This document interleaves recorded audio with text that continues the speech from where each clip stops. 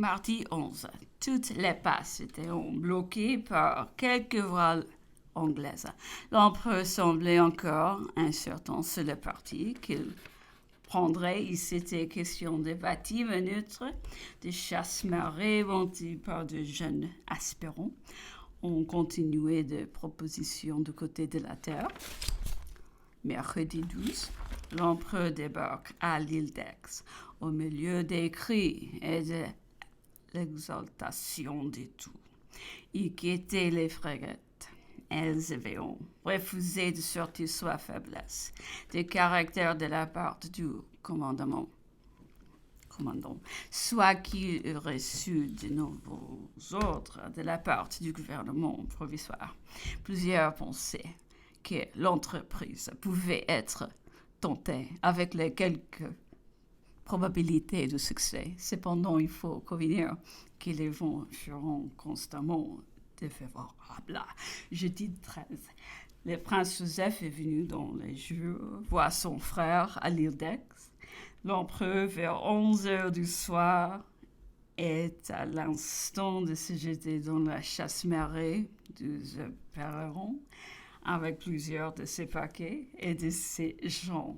Monsieur de Plana était sur le vendredi 14.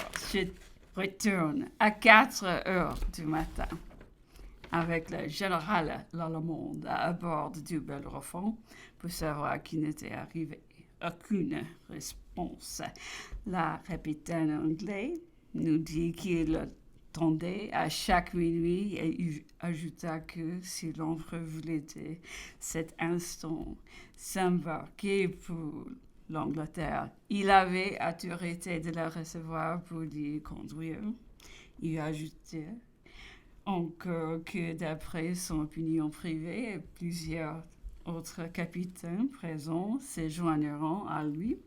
Il n'y avait nul doute que Napoléon ne trouva en Angleterre tous les égards et le traitement auquel il pouvait prétendre que dans ce pays, les princes et les ministres n'exerçant pas l'autorité arbitraire du continent, que le peuple anglais avait eu générosité de sentiments et d'une libéralité d'opinion supérieure à la souveraineté même.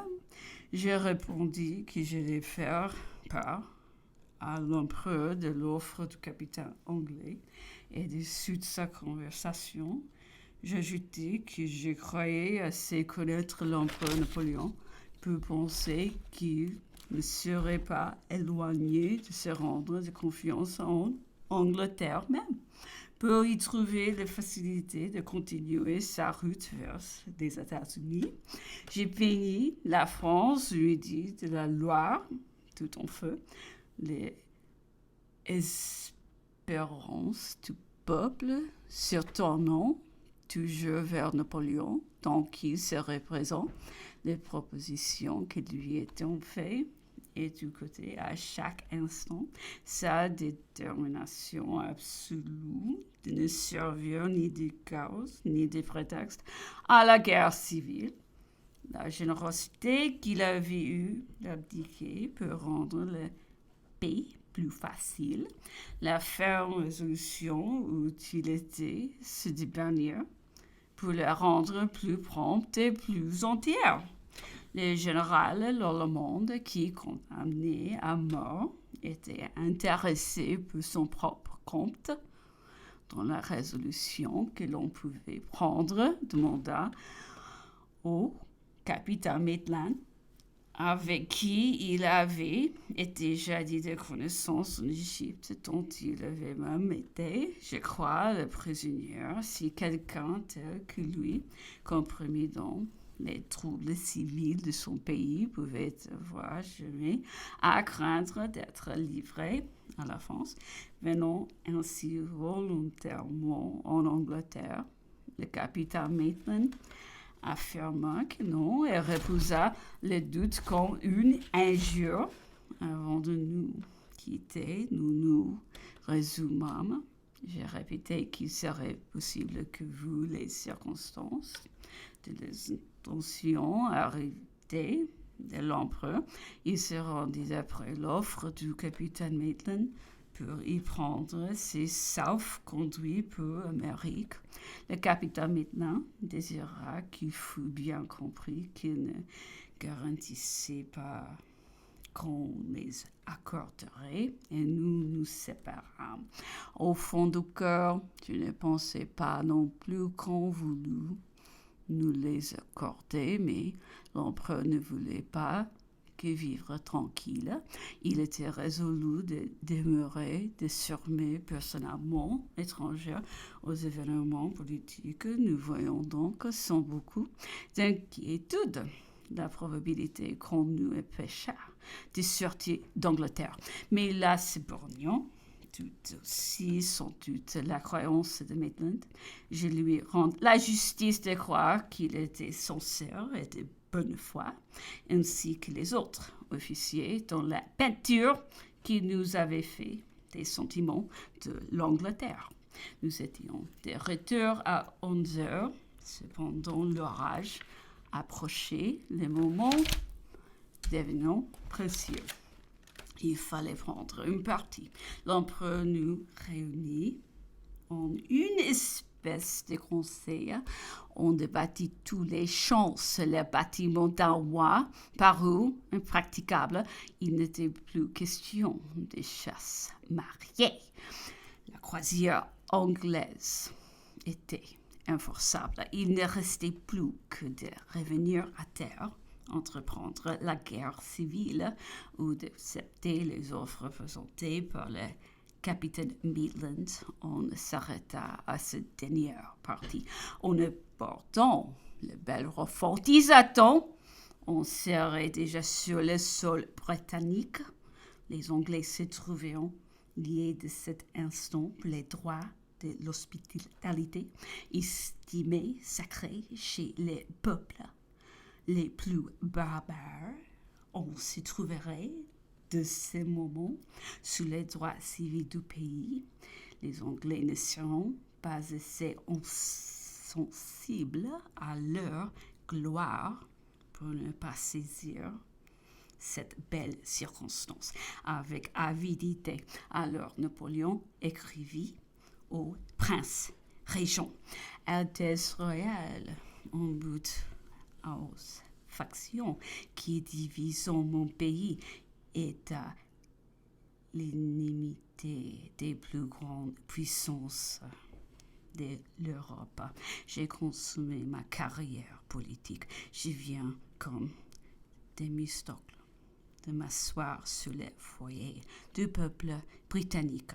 Je me mets sous la protection de ces lois que je réclame de votre Altesse royale comme celle des plus puissants, du plus constant, du plus généreux de mes ennemis.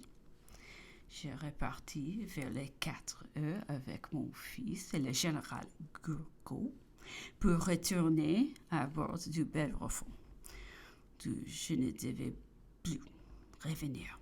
Ma mission était d'annoncer la venue de Sa Majesté le lendemain matin à bord du Bellerophon et de plus de remettre au capitaine Maitland la copie de la lettre de l'empereur au prince régent.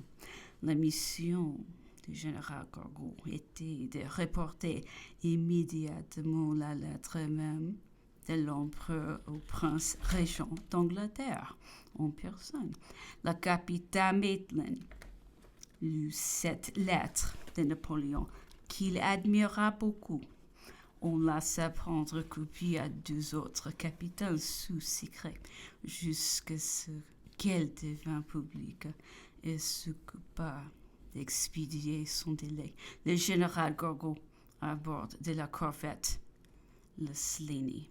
Il y avait peu de temps que ce dernier bâtiment avoir quitté le Bellerophon. Je me trouvais seul avec mon fils dans la chambre du capitaine.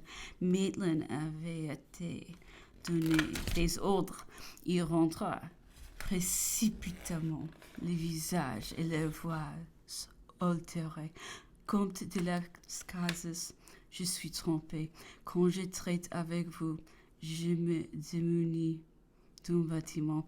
On m'annonce que Napoléon vient de m'échapper. Cela me mettrait dans une situation affreuse vis-à-vis de mon gouvernement. Ces paroles me firont tressaillir. J'aurais voulu pour tout au monde la nouvelle vraie. L'empereur n'avait pris aucun engagement. J'avais été de la meilleure foi du monde. Je me fus volontiers rendu victime d'une circonstance dans laquelle j'étais parfaitement innocent. Je me demandais avec le plus grand calme, oh, capitaine Maitland, à quelle heure on avait dit que l'empereur était parti. Maitland avait été si frappé qu'il ne s'était pas donné le temps de le demander. Il recourut sur le pont. Il vint me dire à midi, s'il en était ainsi, Louis, dis-je, le départ d'Usselany que vous ne faites qu'expédier ne vous ferait aucun tort. Mais rassurez-vous, j'ai quitté l'empereur à l'île d'Aix à 4 heures. Me l'affirmez-vous, met-il? Je lui en donné ma parole, et il se retourna vers quelques officiers qu'il avait avec lui et leur dit en anglais que la nouvelle devait être fausse, que j'étais trop calme, que j'avais l'air de trop de bonne foi et que d'ailleurs je venais de lui en donner ma parole.